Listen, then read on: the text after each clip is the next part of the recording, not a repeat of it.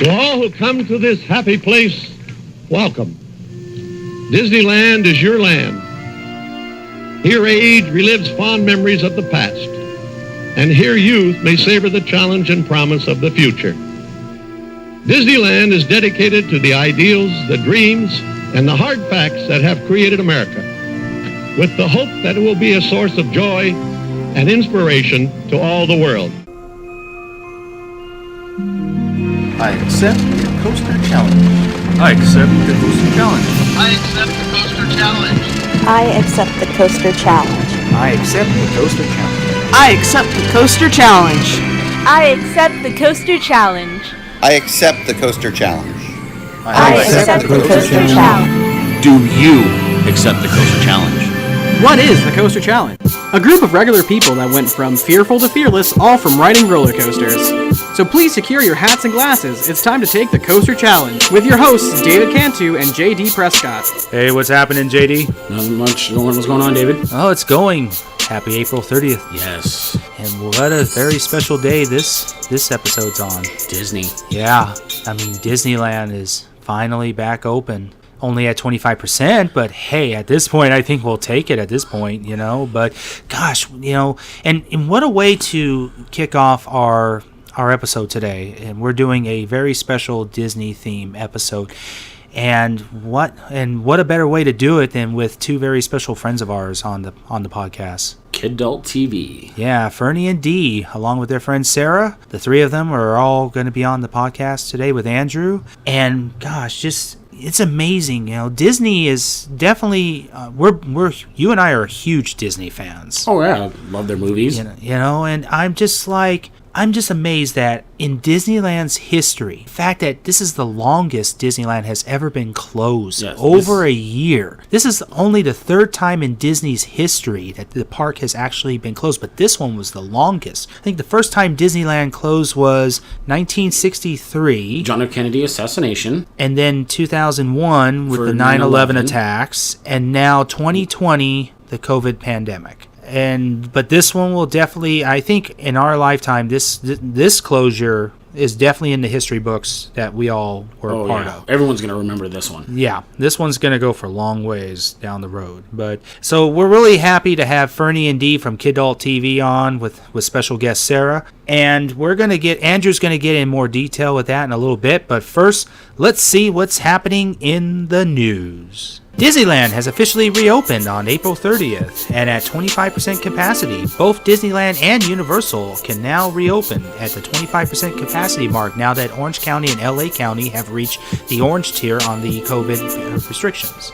Theme parks scheduled to reopen in May. So far we got Knott's Berry Farm, no specific date yet, but keep an eye on the website for details on that. California's Great America has announced that they will be reopening on May 22nd, along with Gilroy Gardens on May 22nd. Playland up in Fresno has announced a May reopening, and no word on SeaWorld San Diego on a reopening date with the rides in the park. And that is what's going on in the news this week. Well, I mean, they're going to open as a zoo.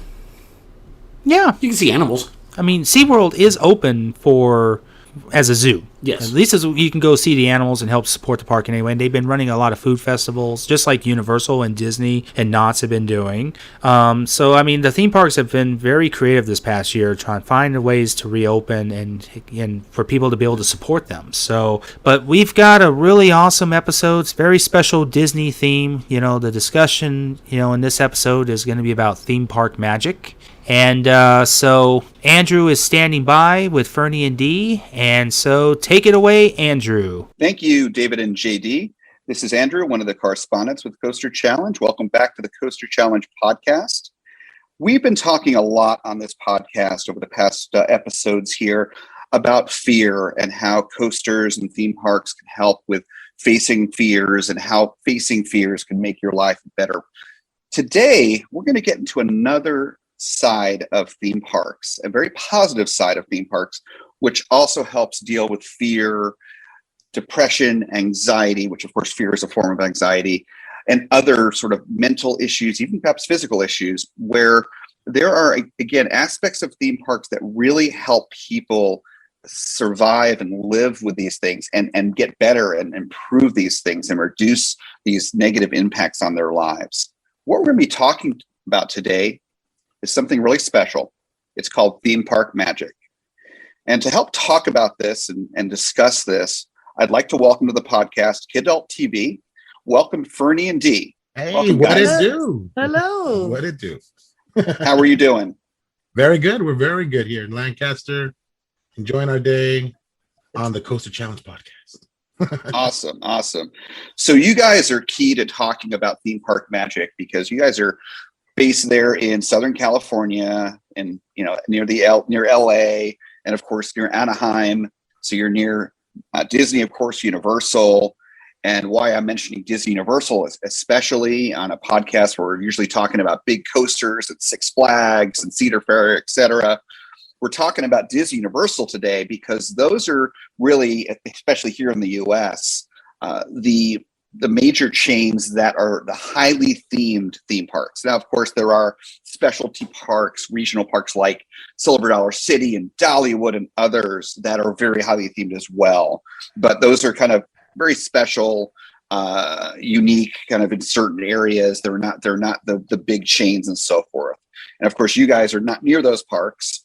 What you guys are near Disney and Universal. So we're going to focus on those. And again, what we're going to talk about today is theme park magic. So to kick things off, tell the listeners and tell us about the magic of highly themed parks like Disney Universal. What do you think about the magic and the immersion and so forth? The environment there itself, it's just you feel like you're in a whole different world. People go there and we talk about it with other people that are there. Yeah. It's your comfort zone. You feel home there. And when we went back to Disney for Touch of Disney on opening day, a lot of people were saying that. Even the cast members, we're home. We're home. We're happy to be here. People could be themselves, and it's just, everyone's just happy. It's like you walk through that door and people just like don't have a care in the world. Something as simple as having a private conversation with your own family is an example. And some random stranger just pops and joins your conversation.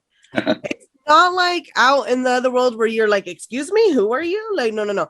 And people, they just go along with you, yeah. Yes, I agree. Or where did you see that? They go along with you and it's nice. Yeah, I truly enjoy being at the Disneyland parks. Even I was saying when I went to Touch of Disney, I don't even know if it's going to be worth it. It's kind of expensive. But as soon as I was in there, I was like, oh, this feels good. This feels real good. Let's go walk around the park. And it feel like you were like at the park. Because for the most part, me and Dee go sometimes, and we don't even ride rides. We kind of just go and have dinner, kind of chill. Sometimes even just kind of just sit down and have coffee. And just to be in there, just to hear the ambient music and all that stuff. That's what kind of makes us. That's kind of like our little bit of magic that we kind of enjoy at the parks. Nice. Now, Dee, you mentioned about being there on opening day. Which park are you referring to? To California Adventureland when that park reopened for Touch of Disney, because Disneyland itself is not open for a Touch of Disney. They're planning to open at the end of the month of April, so we shall see how that goes.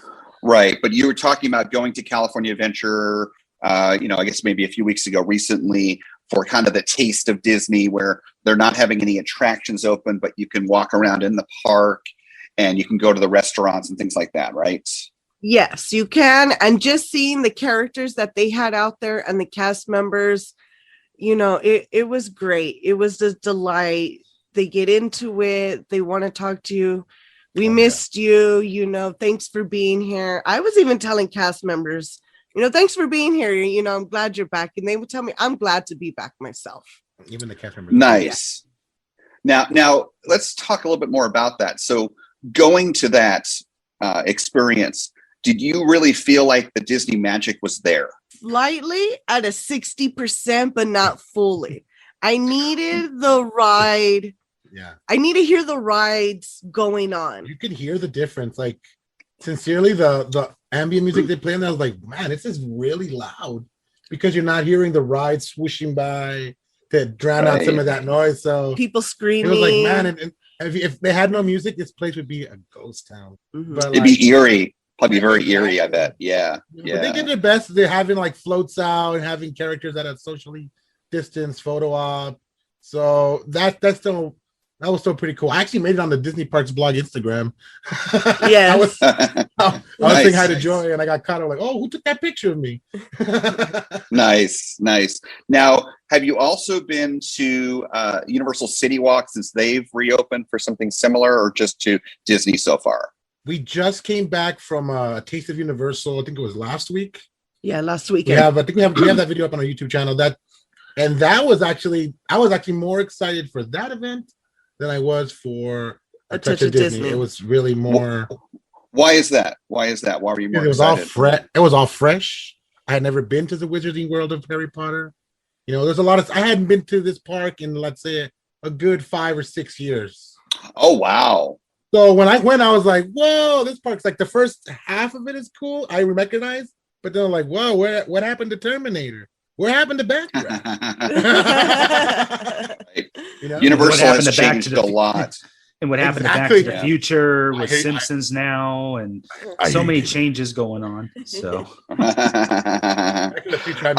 Universal has changed a lot. I mean, certainly Universal there in Hollywood has changed. I've been to Universal in Hollywood many times in recent years, and it's changed a lot. But Orlando has changed dramatically too. We'll probably be talking more about that later. But I also want to mention, Ferny, I can relate, to something you mentioned a few minutes ago.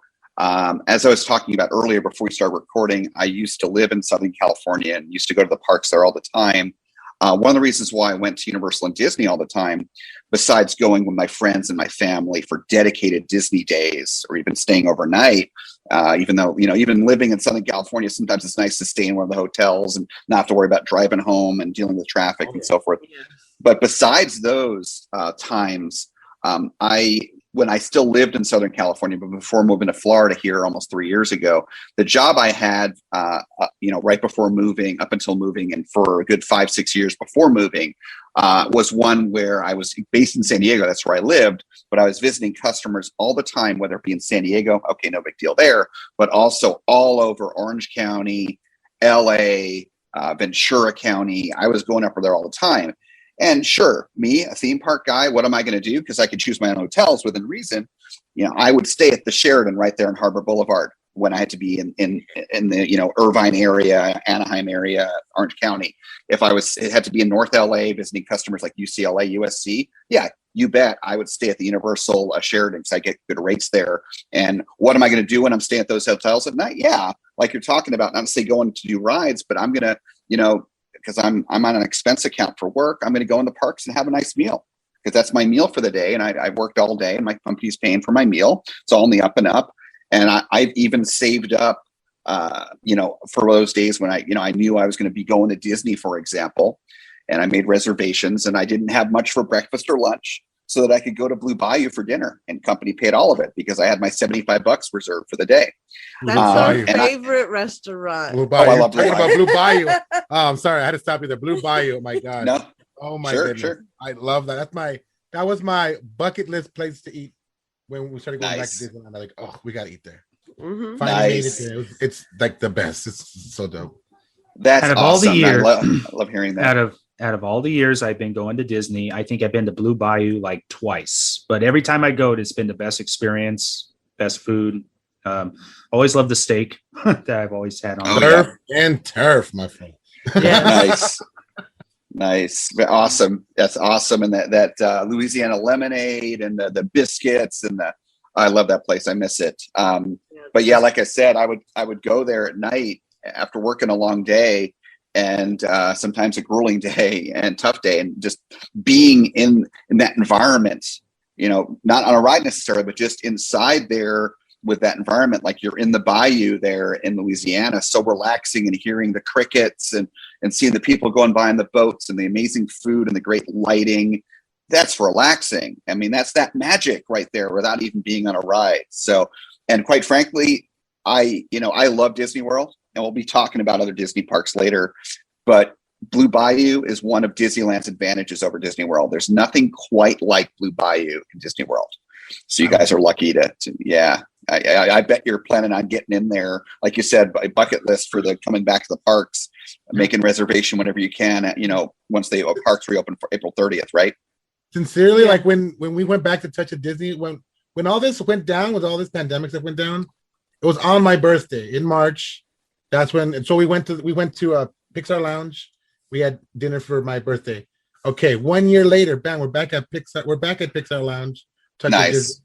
We're back there for my birthday. We're sitting almost at the exact same places. Oh, that's awesome. We're back here. It felt really special for us. Yes. To be there. That's awesome. That's really cool. Yeah, having the nice lobster nachos. Yes. I want to say the Lamplight Lounge is our second favorite restaurant, and compared to the Blue Bayou, which is number one. And we had reservations and everything set up for March 20th of last year. And when the park announced they were closing on the 13th, we both went to our bosses at work and we were like, we got to switch days. We got to switch the Friday off before. And they were both like, we know you're a Disney fan. Yes. So it went, but it was kind of, it was kind of sad. We went to Blue Bayou and they were like, sorry, there's no available walk-in reservations. I couldn't get one online.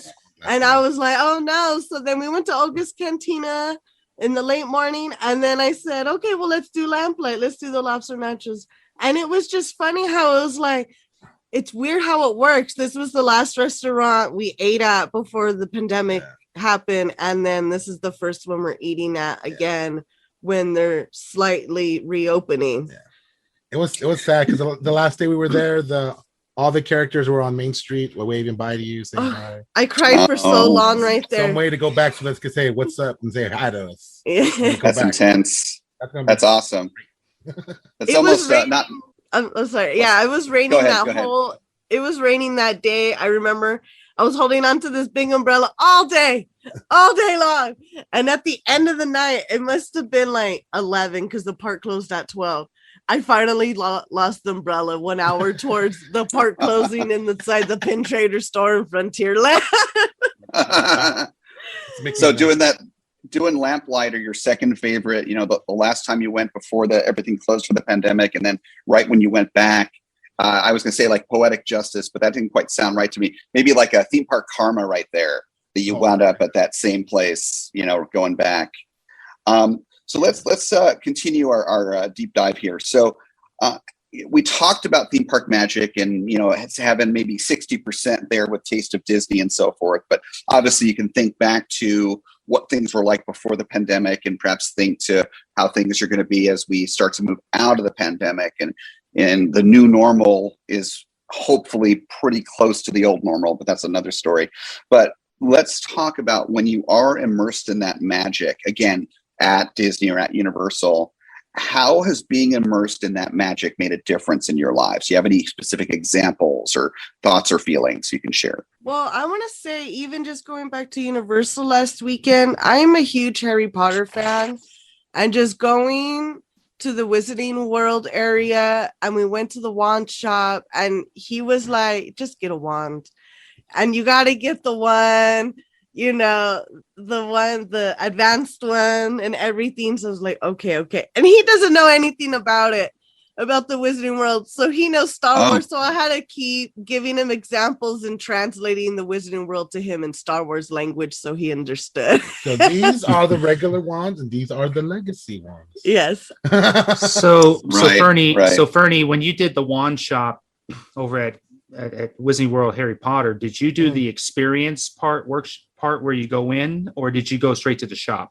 No, I think they had the whole experience room just wide open. They had both doors open. You just walked. So you could see it, but there was no experience. You just buy one pretty much. That's all it's there for.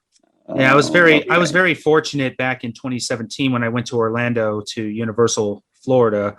I got to experience the wand shop, and I went right after Hurricane Irma. So literally the week, I was there the day after the hurricane left. But when I went to Universal, it wasn't busy at all. So when I got to do the experience, it was just me and 4 people that were in the room. And the guy actually picked me. And I was like, oh my God, the guy actually picked me for the wand. So No, it the turns wand out, picks you. I hear the wand picks you. Turns out I ended up getting the Harry Potter wand. Nice. This is the one that worked for me. So I ended up buying it, and it sits here in my office. So I'm gonna, and this, I have a feeling this is not going to be the only spicy take I'm going to mention here on this particular episode. But you know, since we've came up with talking about Harry Potter, so I am a much bigger Star Wars fan than I'm a Harry Potter fan. No question, without a doubt. I'm a bigger Marvel fan than I am a Harry Potter fan. You probably know where I'm going with this. I saw your R2D2. Of course, this is a podcast, so we, you know, the listeners can't see what we're seeing right now. But lo and behold, that Ferny and Dee, they have a really cool R2D2 on the shelf, and they're bringing something over here. It's there. What do you got there? Oh, Saber. Okay. Yep. Speaking of Star Wars. So again, bigger Star Wars fan, bigger Marvel fan, but I love Galaxy's Edge, no question. And I believe that Rise of the Resistance is the best dark ride on the planet. Absolutely.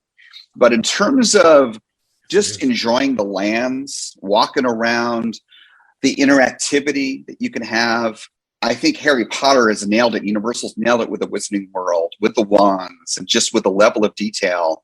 Whereas Disney, I think with some last minute budget cutting where they cut out the droids and you can't really interact with the land so much other than the play app. I think that there's some magic. Speaking of what we're talking about in the podcast today, there's some magic missing. What do you guys think about that? Now, I know you have not really experienced Ferny and Dee Harry Potter, and that's something you got to do, but that's something, you know, you can do eventually after the pandemic. But what do you think about what you know about the Wizarding World at Universal Parks versus you guys have experienced, I'm assuming, Galaxy's Edge? What is your thought on what I just mentioned?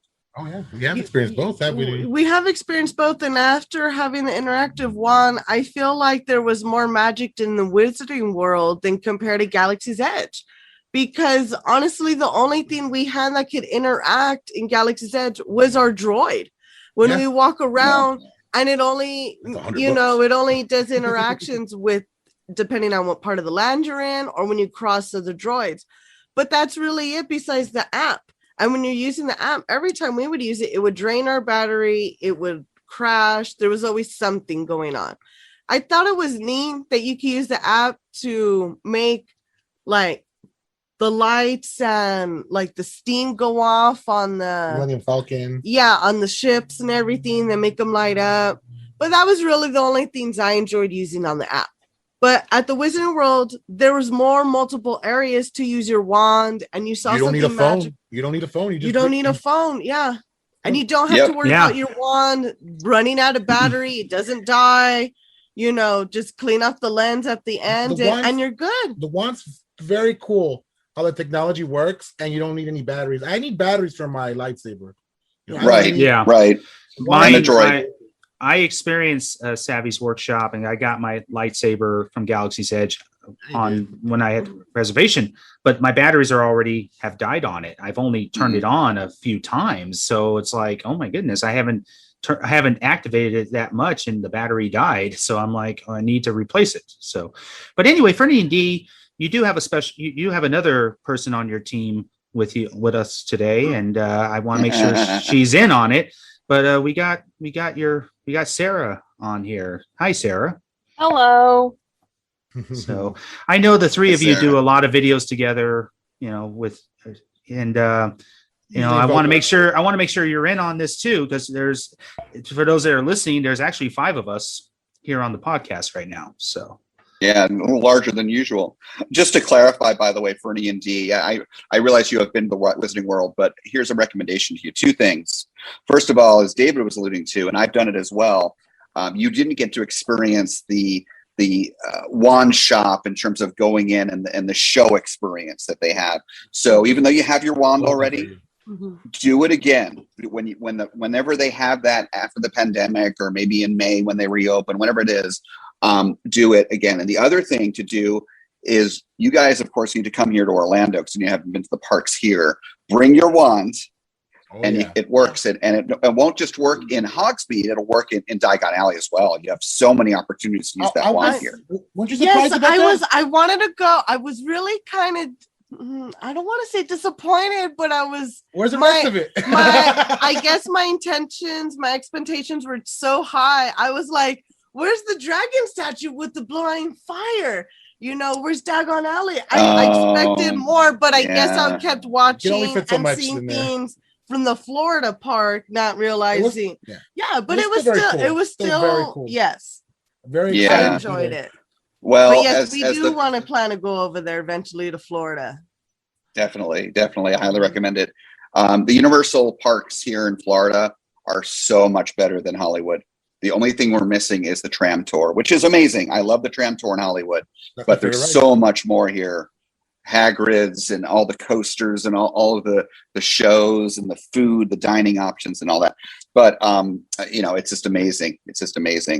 And by the way, the dragon is amazing. Diagon Alley and all that. It's great. Now, supposedly, there's a famous saying. That's what I was starting to get to. There's a famous saying from Walt that he went to Florida, did the Florida Project, as was called initially, because the blessing of size, because land is so much cheaper here. It hadn't been developed to the degree that California, land had been developed.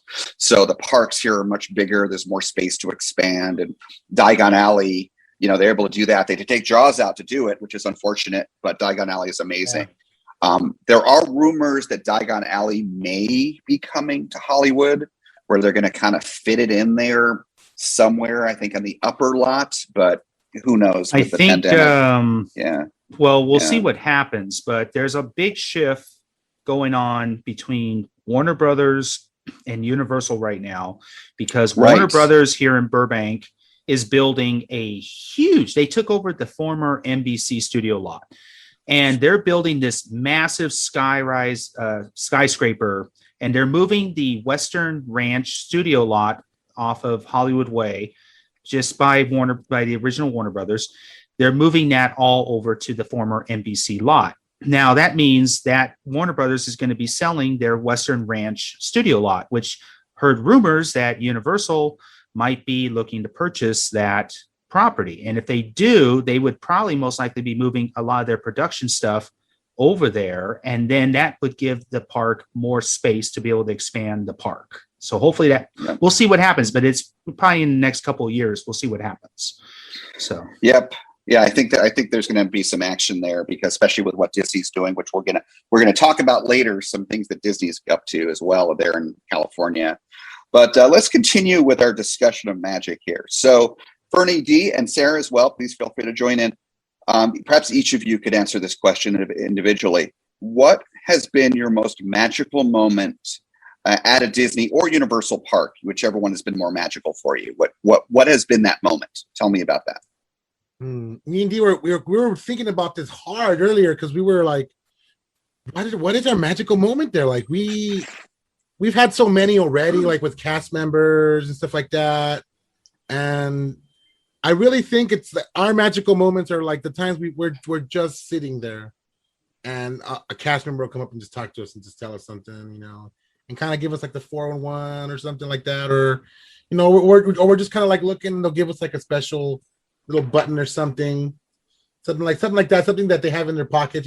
Those are like the little itty bitty little magical moments that we really enjoy about being at Disneyland. They have good employees. Like with the buttons. I remember there was a time where, whenever their new movies would come out and premiere, they would hand out that button at the gate for the day. And I remember one time we missed it, and we showed up to the park late in the evening, and we were at Stage Door Cafe, and the cast members were wearing them, and I had just mentioned saying, we came too late, we just missed them, and literally they took them off their shirt and they gave it to us. We're like, really? And like, really, are you sure? And they're like, yeah. Like, you guys can have them. You can have them. You guys missed it. Don't worry, we'll find one later. That's awesome. Things like that are like really kind of like heartwarming, and you're like, okay, that's definitely worth my price of admission right there. I really enjoy. Yep, sorry, when we would go early in the morning, I really enjoy the cast members. They're not going to you can't do it anymore with the pandemic, but they would all wear their Mickey gloves and wave you on Main Street, and they wanted a high five from you. And I would always go like, he already knew I would be walking on the left side, and he already knows what I'm going to do. I walk on the other side of him, and he already knows. I already know what you're going to do. I go down and like to high five them all. You know, you get them all, good morning. You know, it's just, I don't know, that morning vibe that they welcome you. Oh, the morning vibe. You know, even the janitorial people, they're just standing there with the Mickey gloves. The cast members that would work the merch stores, they're all just right there. How are you doing today? Even for the rides, because I'm a type of person on certain rides, I have to sit in certain areas, either in the front or the back. And when you're nice enough and you ask them, can we please wait for the front? Can we please wait for the back? No problem. And they tell you to wait. Okay, so how's your day going? Oh, it's okay. You know, I like to hear about their day. We would recognize a handful of cast members all the time. You know, I remember there was a gentleman that worked at Big Thunder Mountain. Well, that's one of our favorite rides. And he would wear glasses and he would recognize us. You guys are here. We're back. Yeah. You know, it was nice that some of the cast members remembered us, recognized us, even the characters. They get really into it. I remember when Captain Marvel came out, that was one of the habits we were doing. Let's go say hi to Captain Marvel. And she would always tell us, you guys are my favorite couple that come and always say hi to me.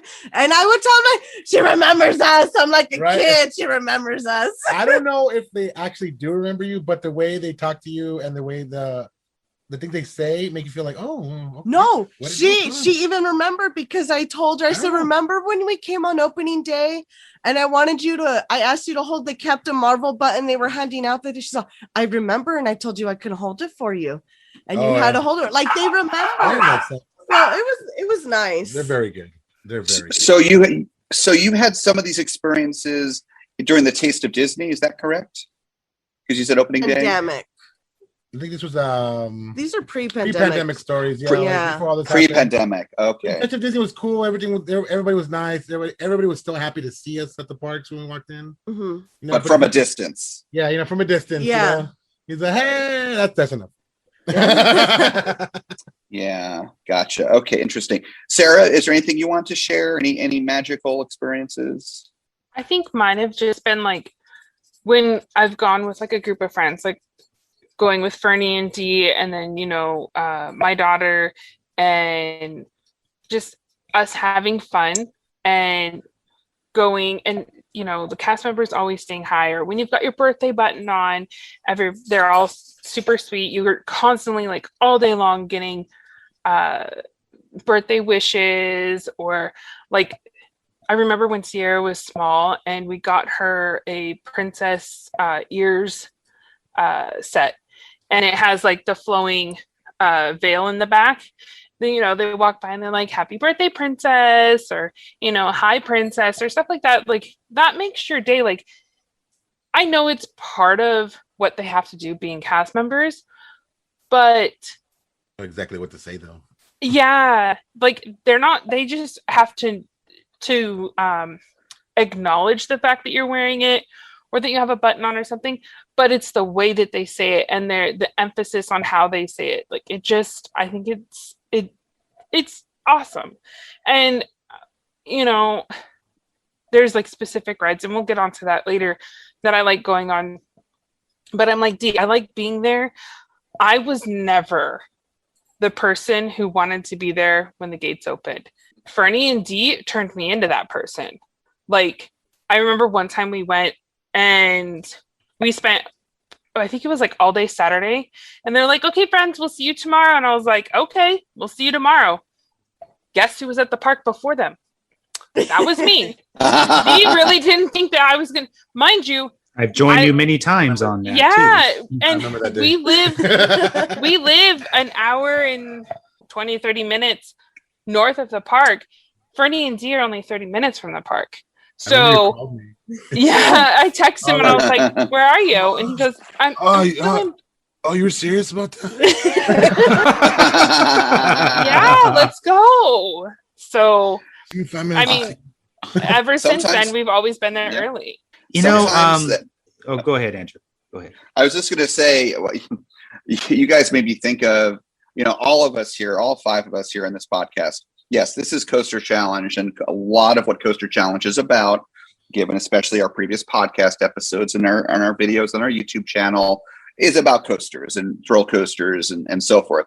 But all of us on this podcast, and probably Iva as well, big fans of Disney. And so I love hearing this. And I got to say, we're dedicated. You guys are talking about getting there at rope drop. Probably my most dedicated experience ever with involving something like that with Disney was my buddy and I here in Orlando, December 5th, 2019, back in the good old days before the pandemic. We were there at Hollywood Studios at 4 a.m. at the toll plaza, the parking, toll plaza there, to get into that lot, lined up, waiting so we could park and run over to the front gates and scan our fingerprints and our magic pants, annual pass holders, and get into that park and get our boarding passes for Rise of the Resistance. And we succeeded in that mission, by the way. We were both two of the first members of the public to ride it on opening day, December 5th. And you know what? That was pretty magical. But that takes dedication, waking up early. I get it. What you guys are talking about. Exactly. David, Dude. Exactly what we're talking about. Yes, talking about dedication. Let's see. For us, first of all, when those reservations came out for Galaxy's Edge, I was at work and I was on my mobile phone and I was on the work computer, and I had told them at work, you can't disturb me for the next 30 minutes. My phone's on hold. I can't. I need to do something. Back off. And I was lucky enough. I had 2 screen names on the Disney app that I was able to get 2 reservations. And one of them was for opening day, opening morning at 8 a.m. I don't know how I was lucky enough to get it. So we were there. I remember our friend Juan was there at the park at 4 or 5 in the morning waiting in line, and already the line was to the monorail track from the gate. I'm like, oh, no. And it was raining, and we were like, oh no, we're coming with umbrellas and everything. And we were there in the park, and it was such an anxiety, intense feeling. The park, okay, so they had to let us in by like 6 a.m. The sun was literally just coming up. It was barely turning blue. And the line was all the way to the gates of DCA. And I had gone to the restroom. Wow. I remember asking a cast member, the line's almost to the gate. What are you guys going to do? And she was freaking out. We don't know yet. We are trying to figure it out. We don't know yet. I literally 5 minutes after I came back to the restroom and I got back in line with the boys, they had to let us in the park. There were too many people in the Esplanade. Then Main Street was full because they only let us go up to the hub. And it was all packed with people. And everyone was in line at Starbucks. That was an anxious day. I'll never forget that, because 3 attempts I tried to get on Rise of the Resistance. And I got to thank you guys, because you guys really helped me, because I got to experience it right before the park closed from the pandemic. Man. I could not get over my first attempt. I was literally at the center of the Walt Disney statue. Main Street, all around Sleeping Beauty's castle, was packed with people all on their cell phones at the same time. And when 8 o'clock came, it was like everybody was processing at the same time. And you would hear people cheering in far distance that they got a reservation and all this stuff. And it was like, oh my God. But speaking back to what you guys were discussing about magical moments. So there is one special magical moment that I got to experience in the Disney experience. And that was when I went to Disney World for the very first time. Because when you go to a Disney park for the first time, they give you that first visit button. So they gave me that button. And when I visited Hollywood Studios, and that was my very first visit, and when I walked into the gate, my buddies Ted and Rolando were already in the park. They were like heading toward Star Wars, the Star Tours, because Galaxy's Edge wasn't open yet. I get through the gate, and they had us all stop because they do a Star Wars show over at the Hollywood, or we call it the theater in the Hollywood Man's Studios. Chinese Theater. Yeah. Yes. Chinese Theater. Yeah. So every couple of hours, the stormtroopers will march down the main street to the theater. Well, I'm standing there as the stormtroopers were coming through.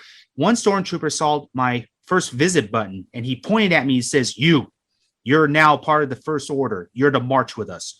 And I got to march with the stormtroopers all the way down the main street, all the way to the theater, which that's what I like about the Disney magical moments, is that they do include people into the experience. And I that was a very special moment. I'm glad I had my cell phone out. I actually videotaped myself marching with the stormtroopers, which is a good memory. I'll never forget that one. So how awesome, David. I didn't realize you had that. I know of those experiences. I know of people, not myself, but others that have gone through that. But you were chosen in the wand shop in Wizarding World at Universal.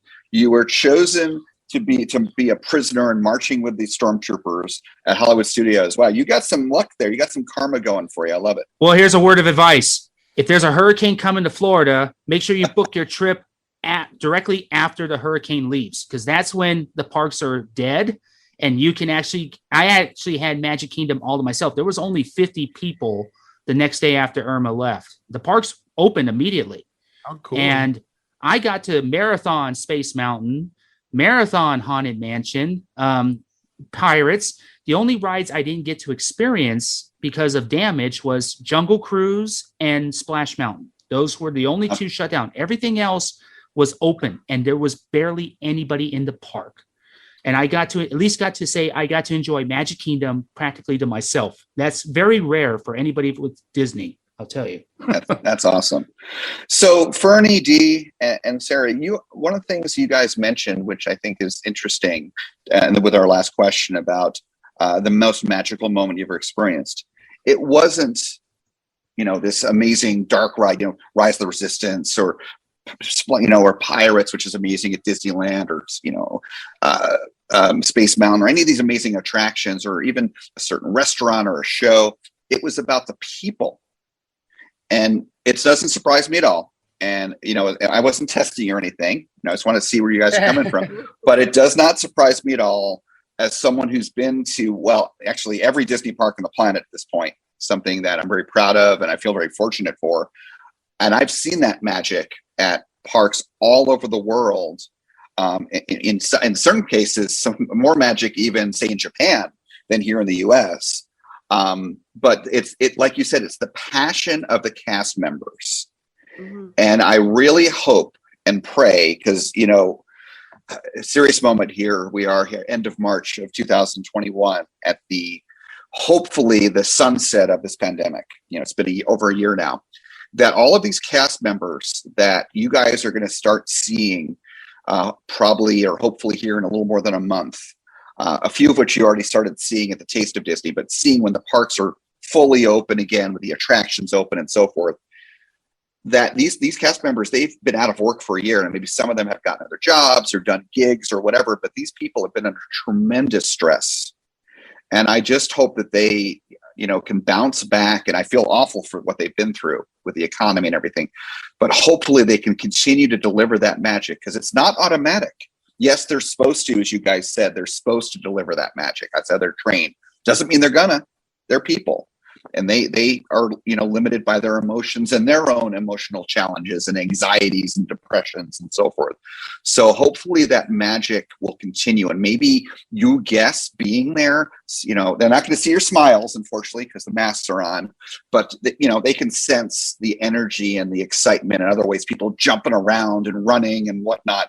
So hopefully they will feed off of the excitement of you guys and thousands of other people that have not been able to be in the parks there in Anaheim and California in general for the past year, that hopefully you guys will feed off of each other and just have this nice positivity, and that magic will start up again. So we can hope. I'm pretty sure. Yeah. And I guarantee there's going to be that magic there from the cast members. They do make it. And I want to say how there's examples for it. So our friend Monica, and Beeves, we have friends that work there and they miss it. They say, we can't wait to go back. We miss the people. We miss the guests. They're excited to go back to work. So, they're going to bring that magic. That day when we first went back, when Downtown Disney opened, and we were in line on the harbor side, and I was in line by myself because Ferny and Juan went to go get some coffee and something to eat across the street at Denny's. The gentleman in line in front of me was a cast member and started talking to me because I'm holding a camera. Hey, are you a YouTuber? Yeah, I'm a cast member. And after talking to him, this gentleman missed working at the park, saying he was just there a couple weeks ago, to get his anniversary pin, and they were introduced to the new tunnels that were right there on the harbor side, and he was showing me, and he was just like, I can't wait to come back. I'm here. Oh no, I'm sorry. It was when Buena Vista Street opened. Yeah. Because he was like, he was by himself, and he's like, I'm just here to see my friends that I miss working with. That's why he was there. And he's all nice. And we kept running into him, and I would say, hey, how's your day going? Nice. It's going great. I've seen my friends. I miss some of them. You know, he would say there's a habit. You get used to seeing the same people at work all the time. And now he was like, and now we just trickle, and you're kind of seeing who's still here. Yeah. But just hearing from all the cast members that we know, they miss it. You know, that magic's gonna be there, and they do bring it. You know, there's a. You know why it's gonna be there? Because their magic is there for them, for us. Yeah. So that means they miss us, we miss them. It's a mutual thing. It'll right. be there, come back. Mm-hmm. We all get back to the parks, and we would recognize some cast members there too. Like there was the one named Steve that was always at the Disneyland Railroad, and I remember when the dinosaurs was under construction for a long time, and he held a little pocket wheel with the dinosaurs, and he would tell us, you want me to show you the dinosaurs? I know they're sleeping right now, but I'll show you. And he would pull out this little wheel with the dinosaurs. Okay, there you go. He's like dun dun dun dun. Yeah, and he would make the noise, the music. Some of those are pretty funny. I remember the joke was they were on spring break or something like that when they were doing the construction. Had the covers on. You know, we would see the same girls. What was her name? I'm starting to forget their name, and I would always remember the names. Tracy, Gracie, I forget. But we love driving the Disneyland transportation vehicles on Main Street right there. And we would recognize them, and we would walk down, and they would be driving. We would say hi. You know, we would see the same cast members and just ask, how's your day? How's your week? Because we would go every Saturday for sure. And then when we get a chance, we'll go another time during the week.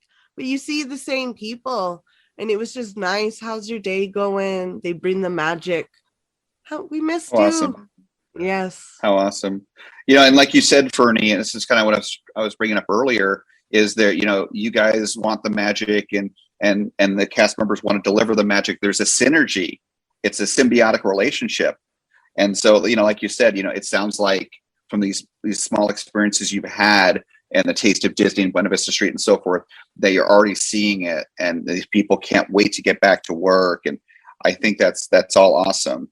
So, this actually kind of relates to my next question. You kind of touched upon it, but maybe you have some other thoughts. So my next question was, you know, what are your thoughts about the parks reopening? And what I mean by that is not we've already experienced. I mean reopening at 15 to 25% as they're planning, with attractions coming up here starting April 30th and right around that time as well for Universal. So, you know, either Universal or Disney. What are your thoughts on these parks finally reopening in a semblance of what they used to be? Something that we've been waiting for a whole year for them to open. Now we're ready for them, and now we're kind of like a little standoffish because we don't know what's going to happen. Nobody at Disneyland has any passes right now. We don't know what the whole pass situation is going to be. Is it going to be affordable? Is it going to be something is it going to be worth it? Are we going to be able to go as much as we used to go when the park was open? And are there going to be monthly plans, or is it just going to be pay up front? We don't know yet. Those are the things that determine whether or not we're going to Disney or not. You know. Well, yes. So my thought, for what it's worth, and you know, David and I, we talk a lot, and I have a lot of theme park buddies, you know, here in Florida and just remotely. You know, I talk via text or phone or whatnot. Disneyland and Disney World are obviously very different. Disneyland, one of the ways it's very different is it has a huge, loyal, fervid local pass holder base there in California, Southern California even. Whereas Disney World has a much smaller local pass holder base and pass holder base in general, even though Disney World has a much larger capacity, you know, COVID or not. So Disneyland has a huge challenge ahead of it. And I think that's probably why they canceled all these passes in preparation to reopen, because reopening at 15, 25%, even bumping up to 35 or however they're going to go up, they can't handle the pass holders. So, you know, obviously you guys are going to have a park pass reservation system, you know, very similar to what we have here. My guess is initially there aren't going to be passes. You guys are just going to have to buy tickets. That's my guess. So, I mean, would you? Yeah. So let's do it. Let's play a little theoretical. What would you do game? Let's imagine that what I just said is basically true, and I don't have any inside information. I'm just guessing. And we're talking about the same ticket prices, which is what, like one park per day, just a one day ticket was, I think, around $150 or so. And then it's $25 more, $50 more even for a park hopper for one day.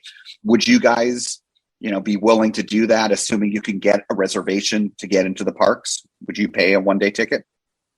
I mean, I think we would probably pay a one day ticket for the first day, the opening day that they reopen. But I don't see ourselves going like every single weekend like we used to for, whatever the ticket's going to be, that's going to be. Oh, yeah. It's going to get expensive real fast. Mm-hmm. And then plus, of course. Now you don't have any parking anymore. So now it's that's all that extra funding that you're not used to paying up front going to the park. Exactly. Honestly, when we would go, everything would be paid for. And whenever we would walk into the park, whatever money we have, that was our spending money because our pass is already paid for. We had the fast pass system. We had the photos, everything we need, So, and now you got to go with more out of pocket the same day. And as of right now, it's $104 and it's only going to be one park one day. We won't have the joy of being able to go to we can go over and have breakfast over at what's that cafe that we like eating at the end of Main Street? Yeah, on Coronation Cafe. Main Street. Or Main Street, yeah. And then, going over for like mid-afternoon dinner time, going over to Lamplight and having lobster nachos.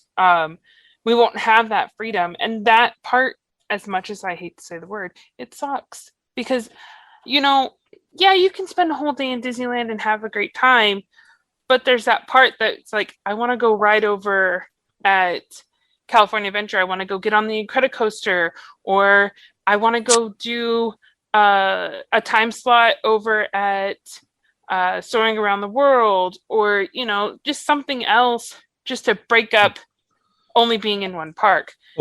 And we won't have that option. Yeah, like what I normally did at Disney, like I would go to both parks that day, go ride the rides I want to ride. A lot of times, like I'll go to Storyteller Cafe over at the Grand Californian, and I'll either go there for its breakfast, or sometimes I'll go for the dinner buffet because I'm able to leave the park, go outside, get something nice, still get the discount with the annual pass. And then I can just hop right back from the hotel entrance right back into Disney's California Adventure. But I feel like if you can't get a day ticket to get in the park, the only options you have is the downtown district, Disney district, and the hotel restaurants just to go and just enjoy that area, like City Walk at Universal. But I don't know. It's like, and I was listening on the news recently, they're saying chances of getting day tickets to Disneyland is going to be nearly impossible because so many people are going to be fighting to get tickets to go there. So I don't know what Disney's going to be moving forward. There was rumors of a membership program. I don't know if that's going to be like what Six Flags is trying to do, with their membership program, but I just can't see that happening. And I just don't see annual passes coming back anytime in the future right now. So, or at least in the near future. Limited capacity and annual passes at Disneyland is very different than limited capacity and a much smaller annual pass holder base at Disney World. You've got more parks. The parks are bigger. They can handle more people at the limited capacity. So I think for Disneyland or Universal, for the Southern California highly themed parks, Universal and Disney, given their size and given how limited they're going to be as far as how many people they can have, 15 to 25% they're talking about initially, though pass holder, having an annual pass holder program and that limited capacity, those two are competing. They cannot get along with each other. They don't, they can't exist together, yes, I should say. And so again, my thought is at least initially, no one's going to have a pass, and it's basically going to be like a lottery system to get a day ticket and get a park pass reservation. That's my guess. And that's what I was thinking. I hear you guys, you go in every weekend. I used to go there all the time when I lived in Southern California. I know of people, I know this guy, huge Disney fan, crazy Disney fan. You may have heard of this guy. I can't remember his name. He blings up the mouse ears with all these crystals and stuff. He is literally in the Disney parks in Disneyland and California Adventure every single day. Only time he's not there, because he usually doesn't have the top tier pass, I guess the premiere, is he would not be there between Christmas and New Year's during the blackout dates during the holidays. Mm-hmm. And he would actually tell me, speaking of kind of the things we talked about on this show, on this podcast, he has told me when I was hanging out with him that he would get depressed during that 1 week or so time period, because he's used to going to Disney every day. No, he's not there all day because he has a day job, but he'll go there for, after work. Like I was talking about when I'd be up there and I'd stay at a hotel locally and I'd go in there and go to Blue Bayou, maybe ride a ride or something. Those kinds of experiences where you just go in for a few hours, that's not going to happen in the near future. It's going to be a dedicated day, and people may have to take off time from work, because I bet a reservation on a Monday or Tuesday is going to be much easier to get than a Saturday or Sunday. And my advice to you guys is think, I don't know what kind of work, what kind of jobs you have. If you have, hopefully you can been saving up vacation time. I'm guessing if you have vacation time, you've not been using much in the past year. So you know what? Use that vacation time. Take that Monday off or whatever day it is, if it needs to get a park pass where you can get into Disney within the first few weeks.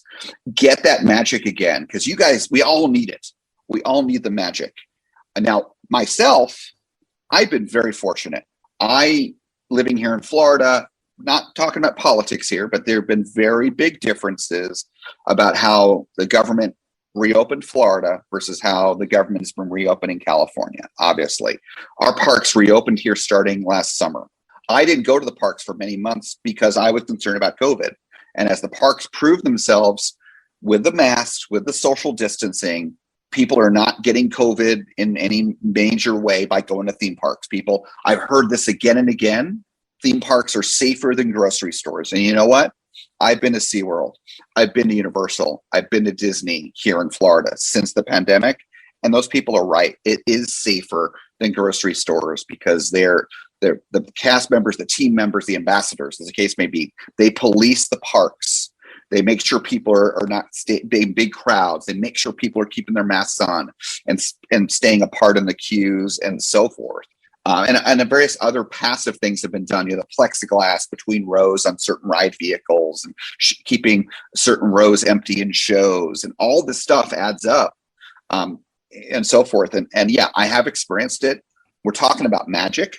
So the last comment I'll say here is, say, for example, Disney. I've been back to Disney one day since the pandemic.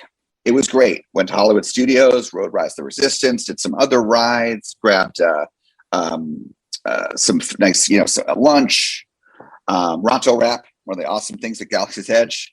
And it was all awesome. But one thing I noticed is, with everyone wearing their masks, that magic is somewhat missing. You don't see the smiles on cast members and guest faces. So you kind of miss that emotional aspect. Yeah, it was fun to ride those rides. And yeah, it was amazing to be in Rise of the Resistance again, and to eat that awesome food and hear the music and smell the smells. But there's a little bit of magic missing. Now, I'm not saying to not go to the parks, but I'm hoping that eventually, as we really sunset this pandemic and we get to herd immunity end of this year, whatever it is, that maybe this time next year, maybe we're not wearing masks anymore, something like that. But anyway, so that's been my experience. I don't want to, so, I mean, if you guys have questions, this is an interview, I'm interviewing you guys, but, if you guys have questions for me about what the experience has been like, because I've been through it at all the major parks here, do you guys have any questions you want to ask? I have one thing, I guess. How do you feel about the meet and greets with the characters now than pre-pandemic? Because honestly, I'm going to miss giving Mickey Mouse a hug. I gotta wave. I gotta wave at him now. Like, Fist that bump. little enjoyment. It was there. Yeah. So that's a really good question. So, and I'm going to reflect as part of this on you guys in Disneyland. I personally am not big myself on the meet and greets, but I have nieces and nephews that visit. We actually just had my niece and nephew were here last week. We didn't go to any of the parks because the family wasn't comfortable. They normally live in Texas, and they're like, no, let's not do the major parks this time, COVID. But normally, I remember taking him. He's a huge Star Wars fan, still living in San Diego.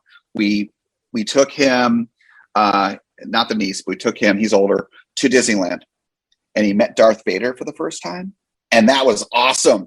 I mean, all the interactions and the noises, and he was mesmerized, and those kind of things are awesome. And that's not happening right now. My big thing, the parades are nice, and the cavalcades, they're okay. Here's my big problem. I love the nighttime spectaculars. I live for them, as the saying goes. And I mean, the ones we have here are good. I'm, excited for Harmonious and, coming to Epcot. But my favorite nighttime spectacular of all time, and this goes back to you guys, is World of Color. I miss World of Color, not living in California anymore, but you guys are not going to get World of Color. You get a DCA reservation April 30th. World of Color is not happening.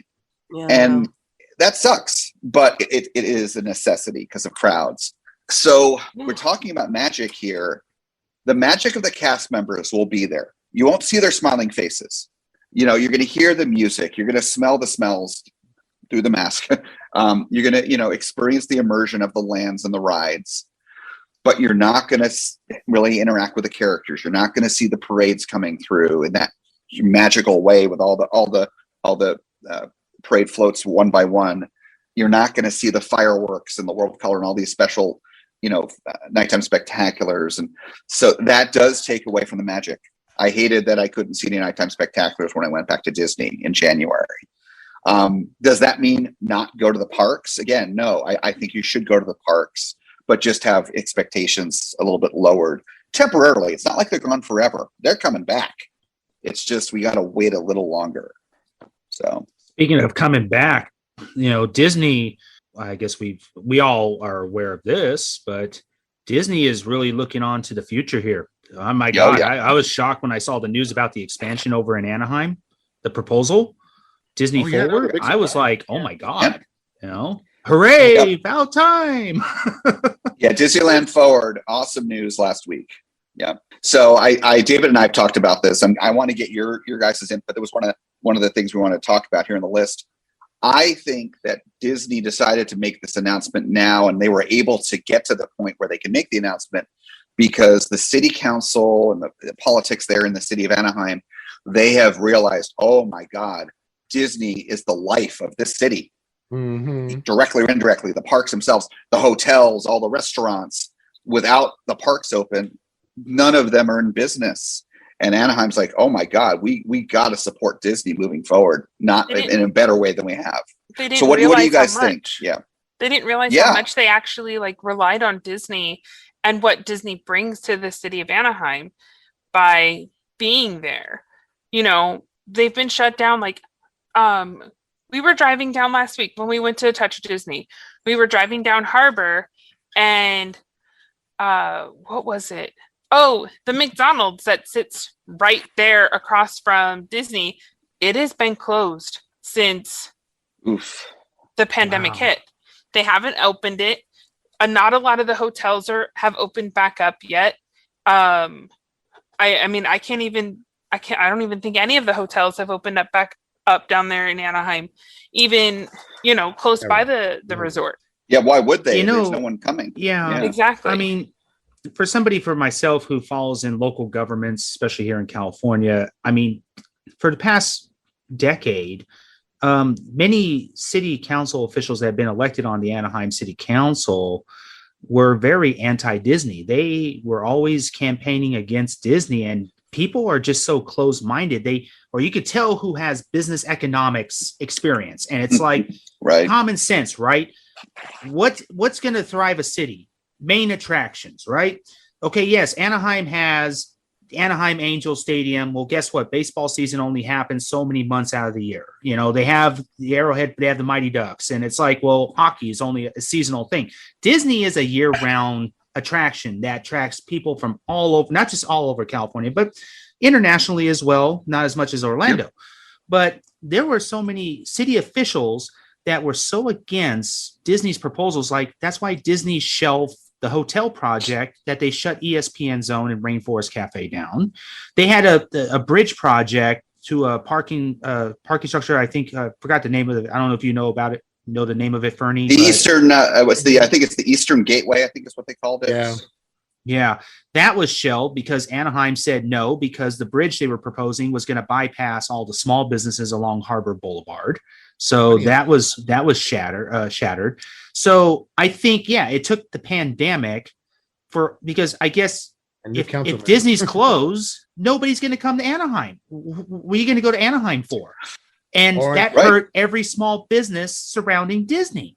So I think it was a total wake-up call to the city of Anaheim saying, hey, you know what? Disney actually does bring the tax revenue and brings the people into our city and helps the small businesses around the park. And I think all those city council members, I'm very passionate about it, because when it comes to politicians, it's like there's a lot of them that don't really understand how business works. And I'm a businessman. So it's like, I'm a small business owner. It's like, yes, you need that attraction. So I hope the city of Anaheim has woken up. The mayor sure has.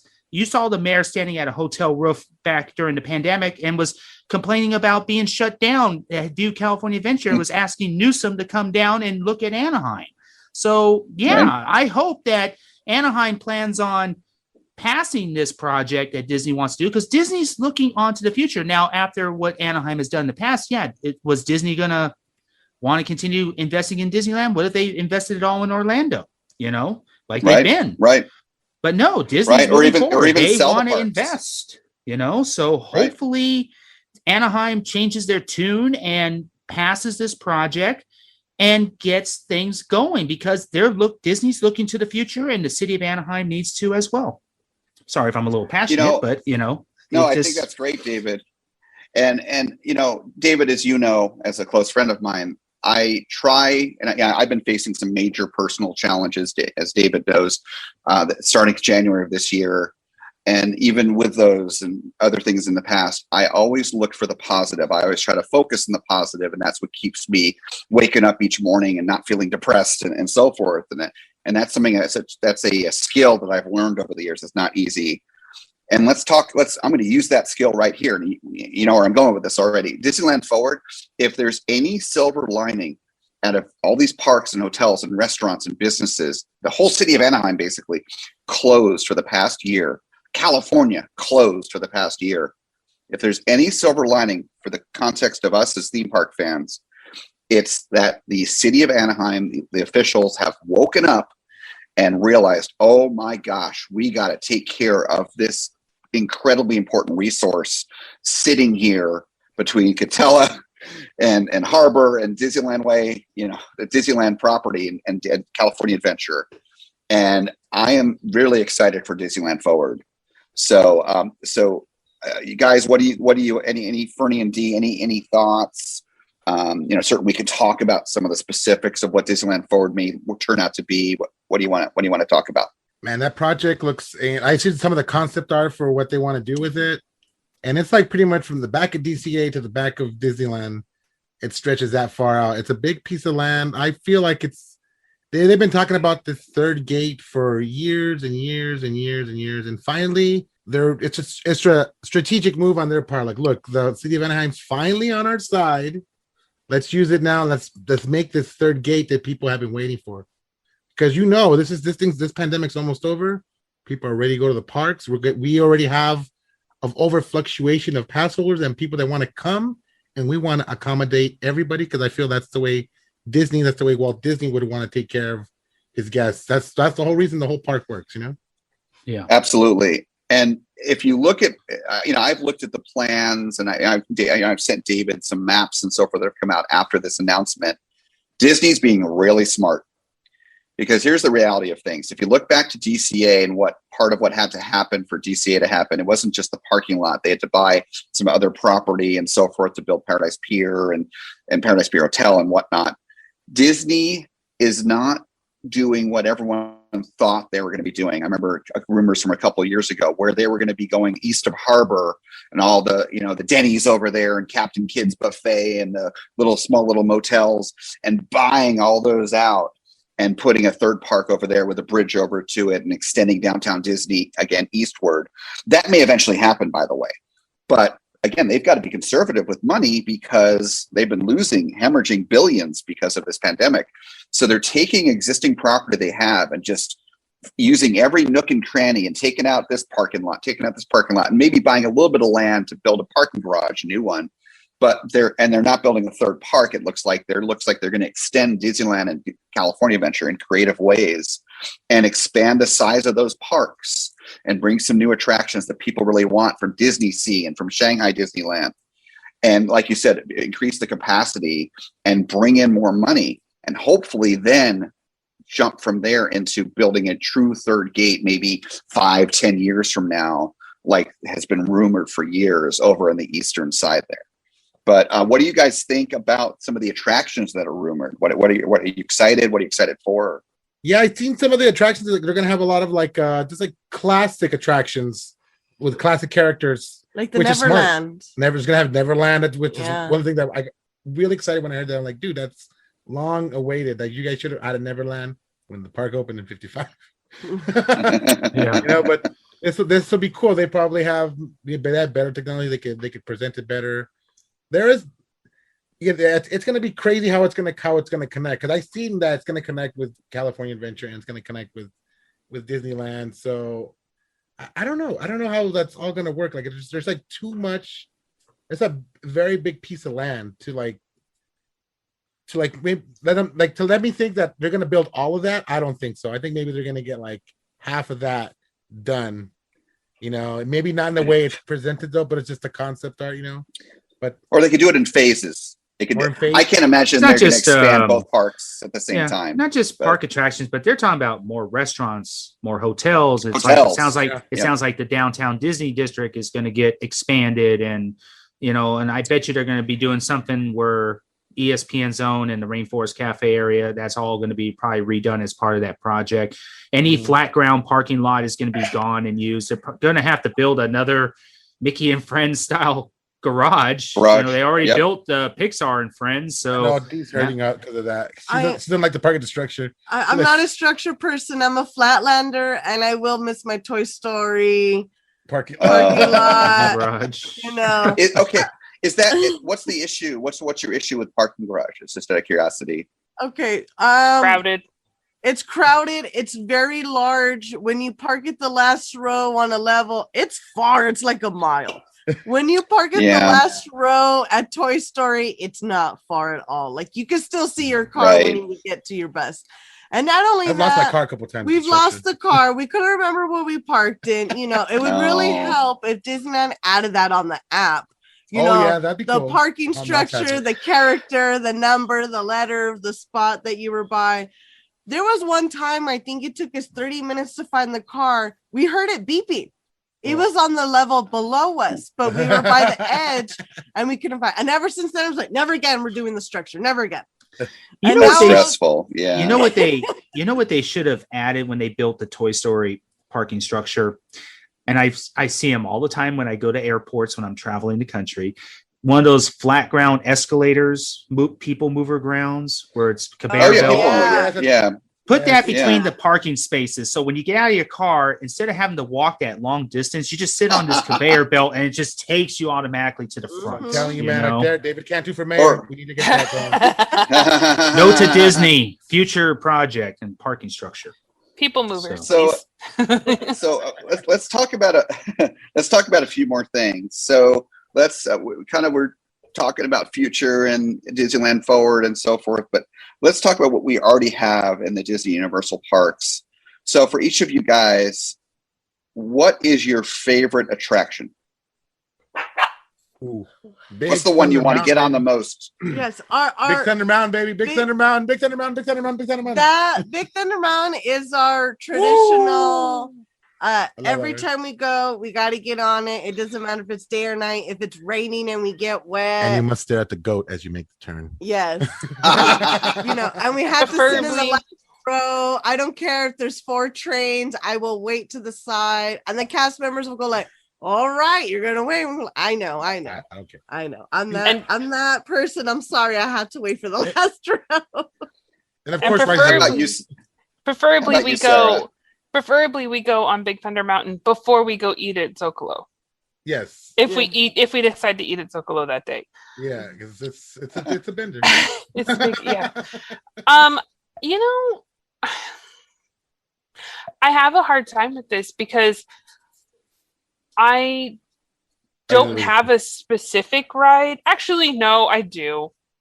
And I think it's just because I like trying to beat D at it, which is Buzz Lightyear Astro Blasters. Pew, pew, pew, pew, pew. I want to try. One day, I really hope to beat her score, but I haven't because I haven't gone on it enough. But if I had to choose one ride that I have to ride every time, it's that one or the Incredicoaster. I really like getting on that one. Oh, Incredicoaster, yes.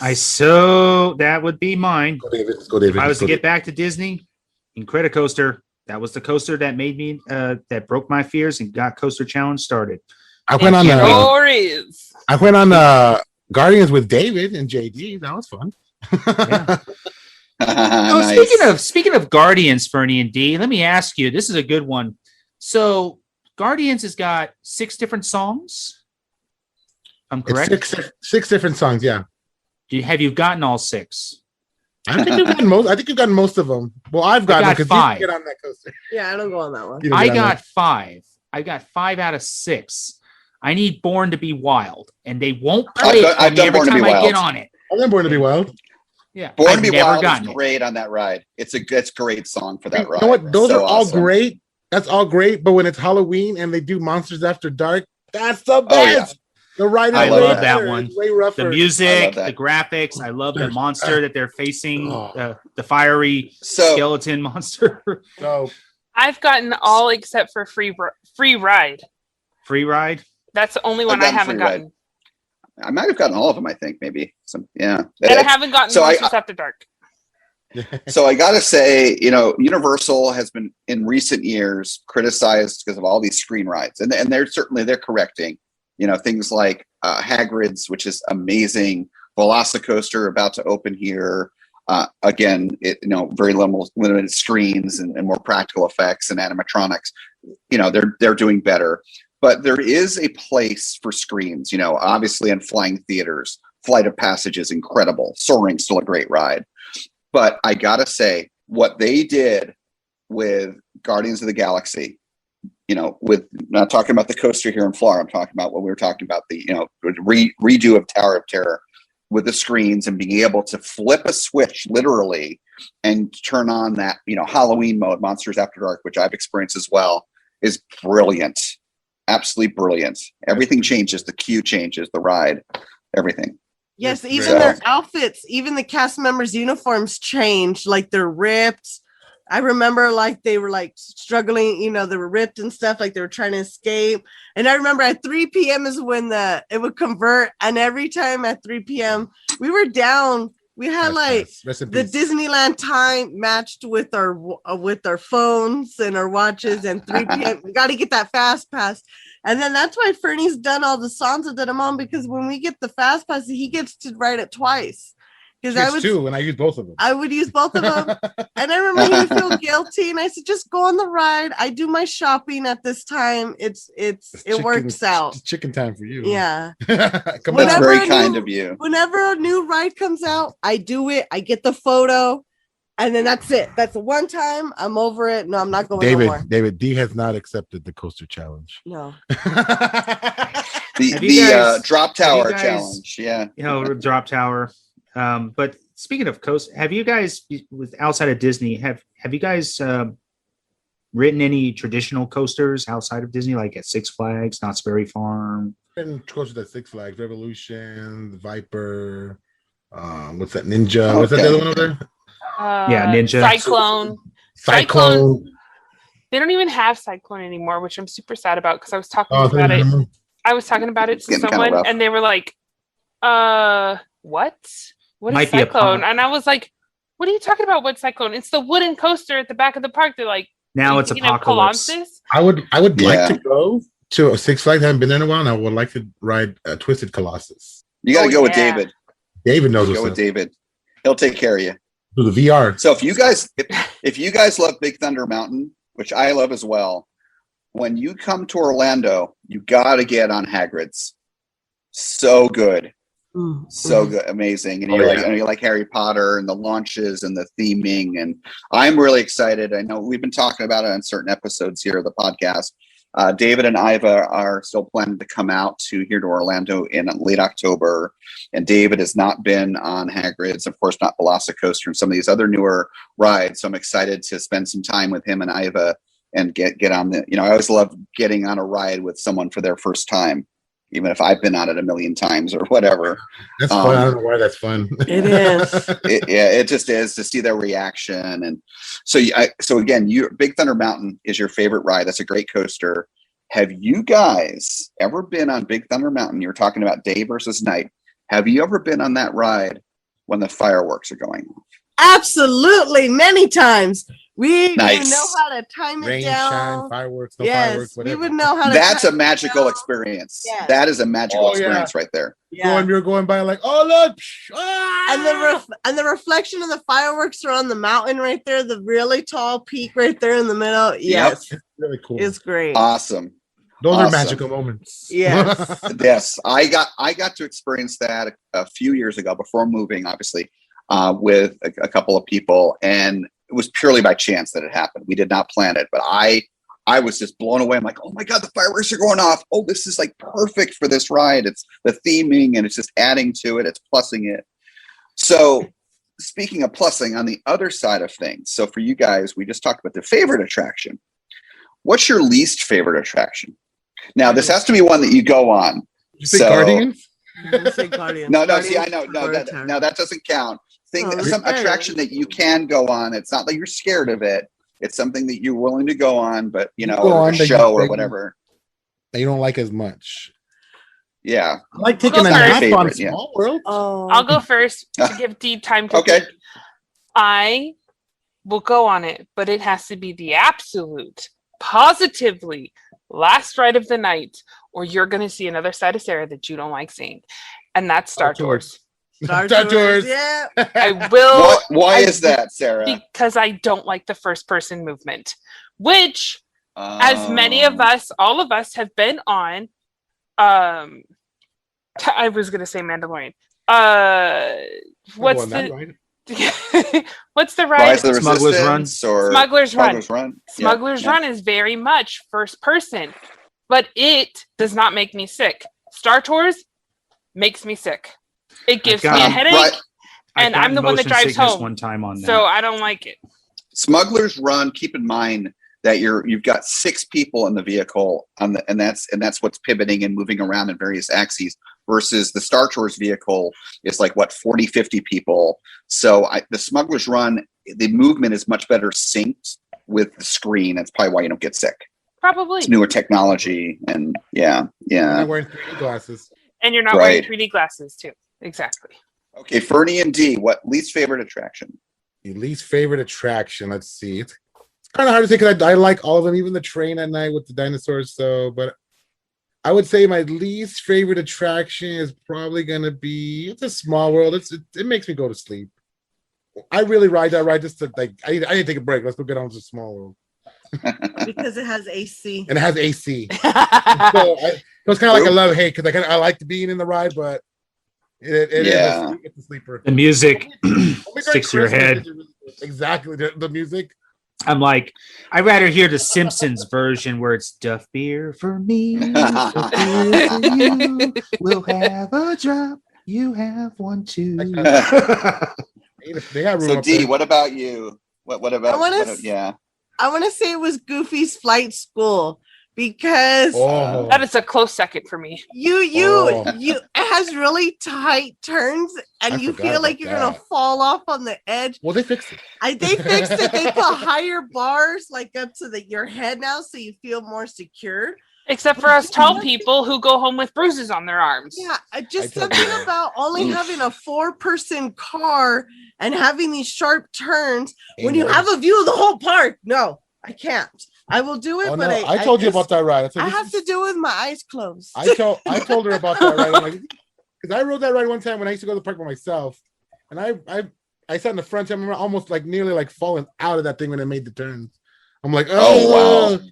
I'm like, Still and better I remember something happened to it because sometime a couple of summers ago, people got stuck on the ride, and then after that they shut the ride down for a couple of months, and then they put like new braking systems so it stops all real hard in the turn, so it takes the turns all smooth now.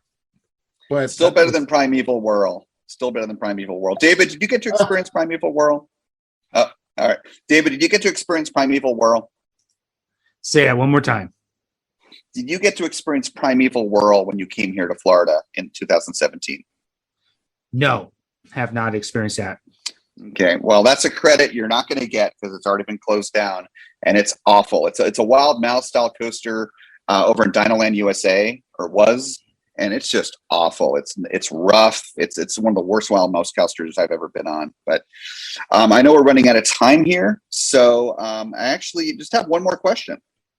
So there were two questions I gave you guys, in advance, or David did in advance, but they kind of tie together. I think I have a feeling. So my understanding is that all of you guys have only been to to Disneyland and DCA. You've not been to Disney World, not been to international parks. Is that right? No, we've never been to any international parks. Only California. Yeah. Not Disney World. No. I've been to Disney World, but it was 20 years ago. Okay. 21 so years even ago. for you. Okay. So So it we're would going to be talk about. Yeah. It would be all new to me if and when I ever get to go again. Or not some new, right. Yeah. A lot of it new, right? Okay. So in terms of rides that have been put in the parks, since the past 20 years for you, Sarah, or any or whatnot, or for any for you guys, anything at Disney World, or Sarah as well, anything international for all of you guys international. What is your number one bucket list attraction that's at a park that's already opened, but you've not gotten to be on? Very good question. I got two. One's okay, easy one. That's fine. I want to ride the Seven Dwarfs Mine Train ride at Walt Disney World because that looks fun. Also, because I just saw some of the construction at Universal, Super Mario World. Oh yes, not an attraction, but I know that they have the Mario Kart ride. But that whole world is, oh my god! I need to go. Sure, it was pretty cool seeing it last weekend when we went to Universal. I've seen sneak peeks because it's open already. Is it Japan? It's already open. Yeah, in Japan. Yeah. Japan, yes, it's already open. Oh man, it's oh cool, and they're already talking about expanding Donkey Kong on them. Like, yep. Oh my god, I need to go. Mm-hmm. Yep. And we're supposed to get the Super Mario World they have in Japan and the Donkey Kong supposedly day one for Epic Universe here in Orlando. Supposedly. Oh, wow. Yeah, who knows with the pandemic, tightening up the money. Yes, the construction resumed at Epic Universe a few weeks ago. Because I've seen there's been construction. There's a lot of people have been looking at that Velocicoaster. Oh yeah, that's opening in another month. Oh wow, that'll be cool. Month. Yeah. Oh, and we're actually May, they're saying we haven't really told Sarah this because we're actually we were actually able to get tickets to go to Universal again. We're actually going to go to Universal again next weekend because they opened up the lower lot, so we'll be able to go into the Jurassic Park area. So more of the park will be open. So we'll definitely we'll be going there next weekend as an extra video. Just I haven't even seen Jurassic World yet. Yeah, it kind of just happened. The tickets were sold out, and I had looked the Saturday. We had such a great time last weekend. I looked on the website and I said, "Oh, sad, everything's sold out except Thursdays." And then last night, I was looking online and I said, "Oh my God, they're open. There's tickets for Fridays and Saturdays." And I clicked it in the cart, and I'm like, "They're real. It's not like telling me, change the date."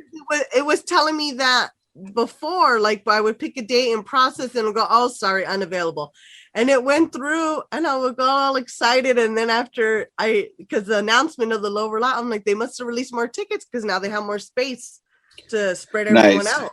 So Ferny, you mentioned Seven Dwarfs Mine Train. I can tell you, having been on that ride both in Shanghai and in Florida, if you like Big Thunder Mountain, you're going to like Seven Dwarfs. They're similar, they're both mine train type rides. They're really fun.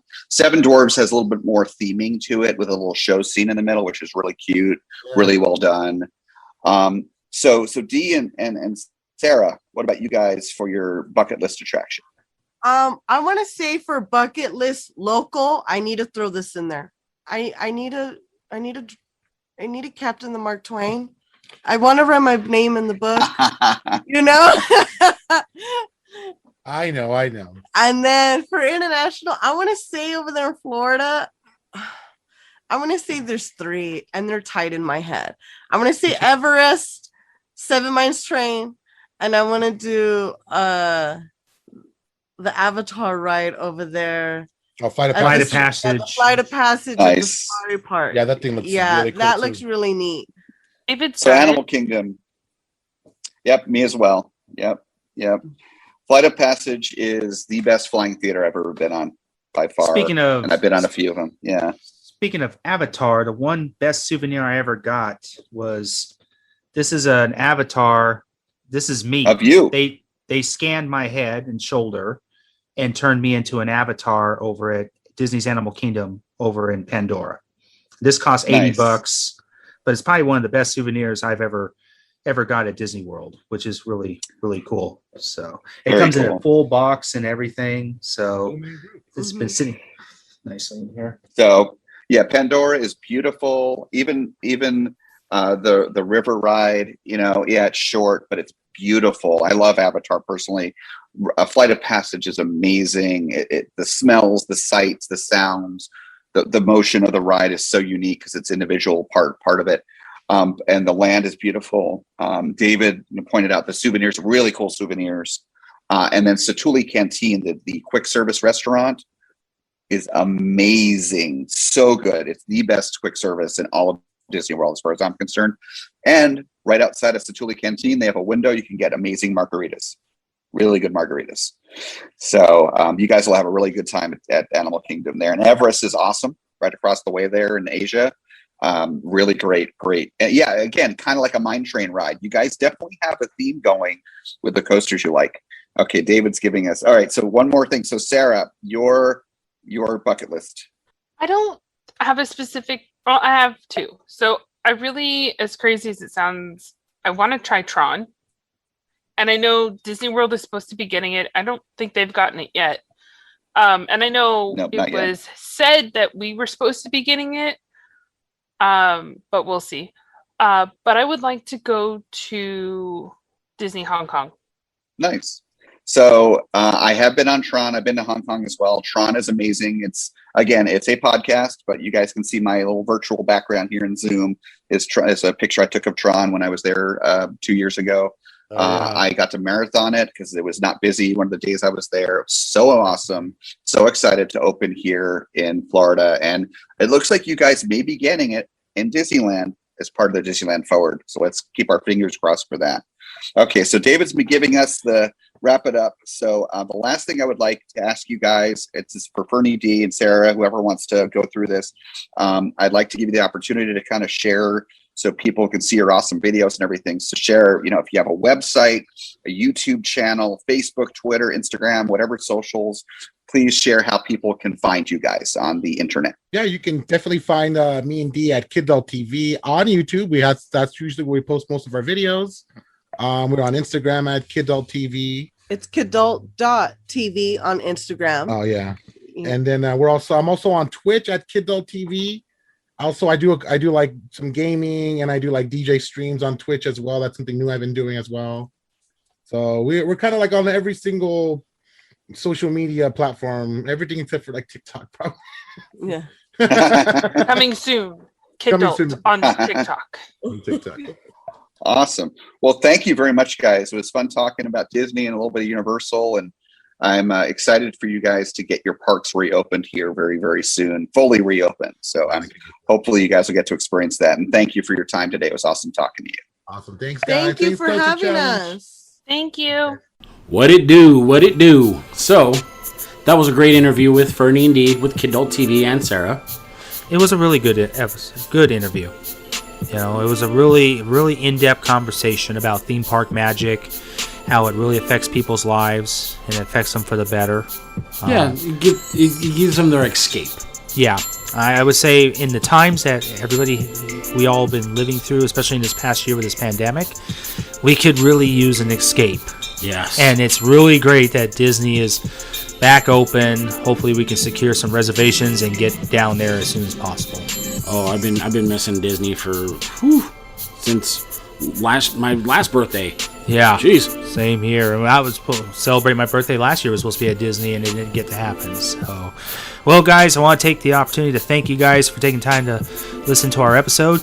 And don't forget to come on in every Friday. Make sure to subscribe to our podcast, and that way you can be alerted when a new episode is released. But until then, this is David Cantu. This is JD Prescott. And we'll see you next week on Coaster Challenge. Do you accept the Coaster Challenge?